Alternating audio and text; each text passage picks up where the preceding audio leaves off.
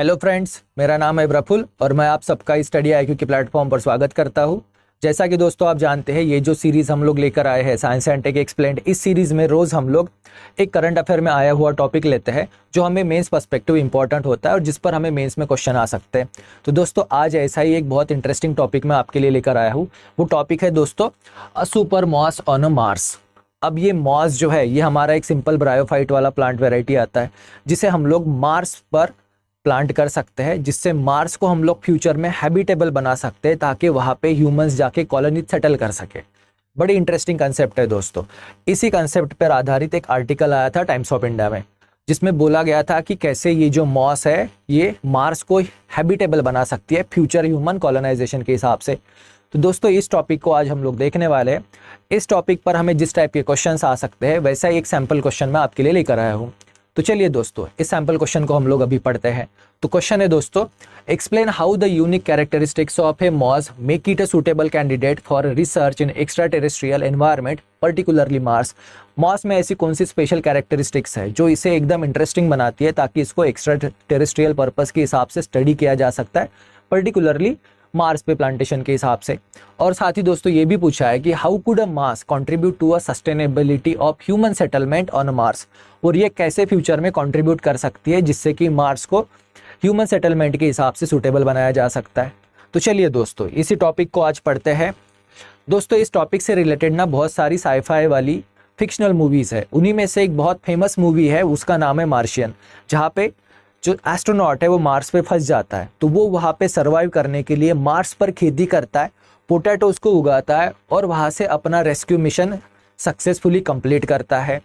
अब ये एक साइंटिफिक फिक्शनल मूवी थी। अब ये जो स्टोरी जो है ना दोस्तों, ये फ्यूचर में रियलिटी बन सकती है। हमारी साइंटिफिक रिसर्च जिस हिसाब से जा रही है उसके हिसाब से ये मूवी बहुत ही जल्दी फ्यूचर में रियलिटी बन सकती है।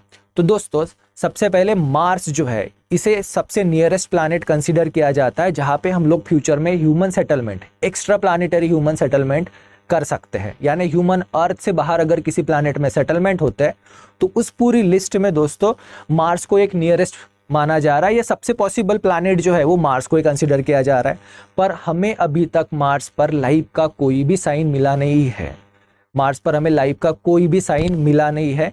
यानी कि हमें मार्स को हैबिटेबल बनाने के लिए या तो हमारे अर्थ पर से ऐसे प्लांट वहाँ पे लेके जाने पड़ेंगे, ऐसे ऑर्गेनिजम्स लेके जाने पड़ेंगे जो मार्स के उस सीवियर एनवायरनमेंट में, एटमॉस्फेयर में सर्वाइव कर सके, या हमें ऐसे कुछ ऑर्गेनिजम्स जेनेटिकली मॉडिफाइड करके बनाने भी पड़ सकते हैं जो मार्स के एनवायरनमेंट में रह के सूटेबली वहाँ पे सर्वाइव करे और वहाँ के एनवायरनमेंट को चेंज कर सके।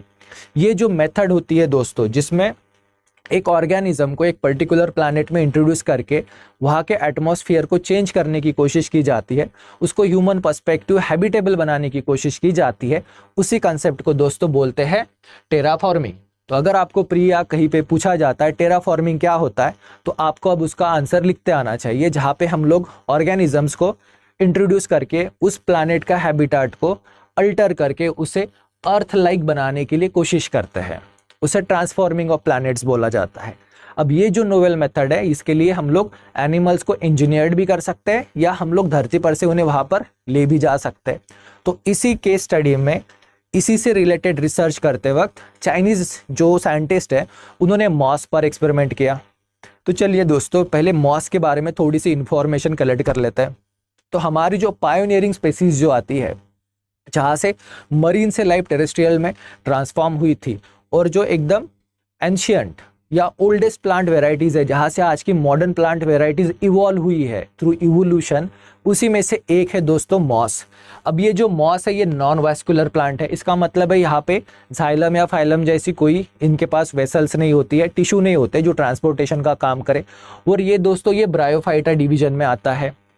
साथ ही में दोस्तों मॉस में स्पेशलिटी ये है कि मॉस के पास क्लोरोफिल है और ये फोटोसिंथेसिस कर सकता है, और फोटोसिंथेसिस करके ये कार्बन डाइऑक्साइड को प्रोसेस करके अपने लिए ग्लूकोज या कार्बोहाइड्रेट बना सकता है। साथ ही में दोस्तों इसमें ना राइजोम करके एक स्ट्रक्चर होता है, राइजोइड करके एक स्ट्रक्चर होता है जो रूट नहीं होता पर ये रूट के फंक्शन करता है, जैसे कि इसको सपोर्ट देता है।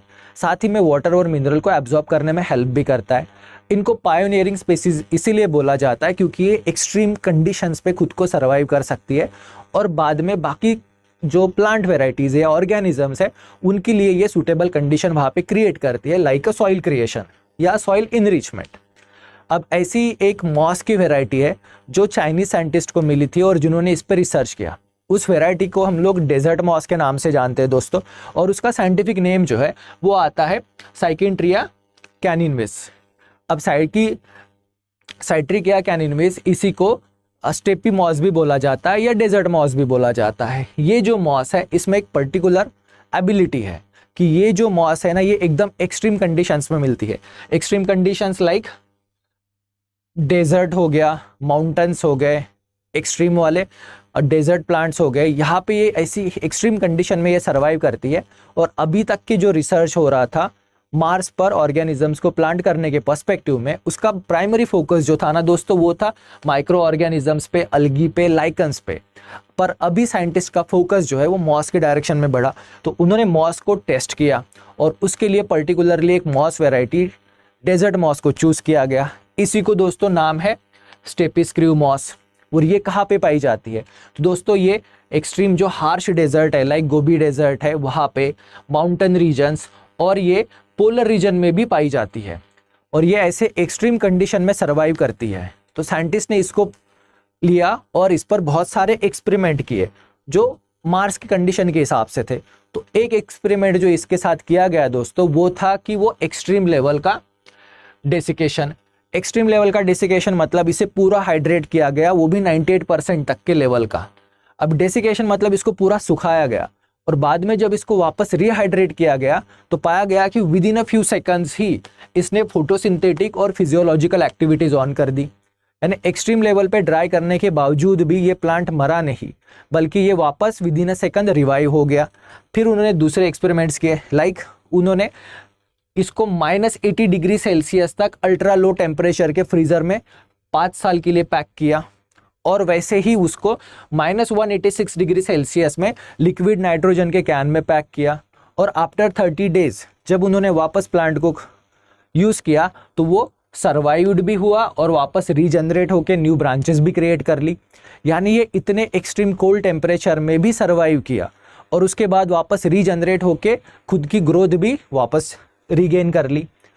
और इसमें और एक कैपेबिलिटी पाई गई है, वो है दोस्तों कि ये एकदम एक्सट्रीम लेवल का गामा इंटेंट रेडिएशन एक्सपोजर जो है उसको भी सहता है और उसके बाद भी ये सर्वाइव करता है।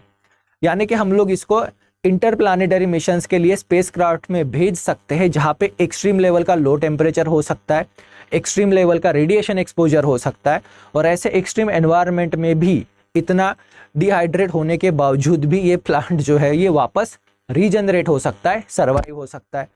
फिर जो साइंटिस्ट ने क्या किया दोस्तों, तो साइंटिस्ट ने फिर मार्स पे जो एक्सट्रीम कंडीशन है वैसा ही एक एटमॉस्फेयर क्रिएट करके वहाँ पे मॉस को ग्रो करने की प्रैक्टिस की, उसको टेस्ट किया, तो वहाँ पे भी ये सक्सेस हुआ, वहाँ पे भी ये खुद को रीजनरेट करके ग्रो कर रहा था।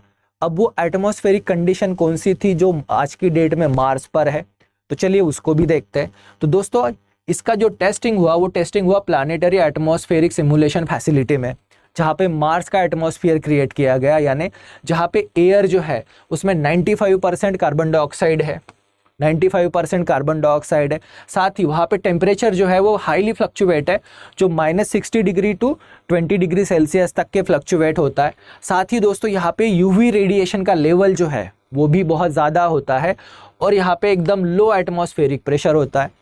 अब ये ऐसी मार्स के एटमॉस्फेरिक कंडीशंस जो है इस सिमुलेटर में क्रिएट की गई और वहाँ पे इस मॉस को ग्रो किया गया। वहाँ पे भी ये मॉस ने बहुत ही सक्सेसफुल रिजल्ट शो किए हैं, यानी ये मॉस वहाँ पे भी सर्वाइव हुआ, और ये एक पोटेंशियल ऑर्गेनिज्म है जो फ्यूचर में मार्स को हैबिटेबल बना सकता है। आज की डेट में जैसे वो डेजर्ट लुकिंग लाइक मार्स जो है उसे हम लोग अर्थ लाइक हैबिटेबल बनाने की जो ड्रीम जो देख रहे हैं या टेराफॉर्मिंग से जो अचीव करना चाहते हैं, तो उसके लिए ये डेजर्ट मॉस एक सूटेबल कैंडिडेट की तरह सामने आया है। ये इस स्टडी से मिला है, तो इसमें एक एक्सेप्शनल एबिलिटी है जो एक्सट्रीम कंडीशन में ये सर्वाइव कर सकता है, और ये सस्टेनेबल हैबिटेट जो अर्थ के बियॉन्ड हम लोग इस्टेब्लिश करना चाहते हैं उस हमारे ऑब्जेक्टिव को ये सक्सेसफुली अचीव भी कर सकता है। तो दोस्तों वो जो स्टडीज़ जो थी जो मॉस पर चाइनीज साइंटिस्ट ने की, इसने हमें फ्यूचर के लिए एक होप दी है कि जिससे हम लोग मार्स को हैबिटेबल बना सकते हैं। अब दोस्तों ये पूरे टॉपिक से रिलेटेड जो भी क्वेश्चंस आते हैं, अब ये इंपॉर्टेंट क्यों है? तो दोस्तों चाइना का जो मिशन है टियानमन 3, ये मिशन की प्लानिंग ये है कि ये नेक्स्ट बाय 2030 मार्स पर से सैंपल को लेकर आएंगे। अब मार्स के सैंपल को प्रोसेस करके वहाँ पे मॉस अगर ग्रो हो पाती है तो हम लोग उसे वहाँ पे इंट्रोड्यूस करते हैं। साथ ही दोस्तों नासा ने भी 20 ईयर का एक टाइम फ्रेम रखा है। वो इस क्वेश्चन को सीख करना चाहते हैं कि क्या हम लोग मार्स को हैबिटेबल बना पाएंगे या नहीं बना पाएंगे, या वहाँ पे हम लोग जाके प्लैनेट को हैबिटेबल बना सकते हैं क्या। इवन इलॉन मस्क ने भी बहुत बार इस चीज़ को बोला है कि वो मार्स पर ह्यूमन कॉलोनीज को सेटल करना चाहते हैं। तो उस कॉन्टेक्स्ट में दोस्तों ये पूरा आर्टिकल इंपॉर्टेंट होता है।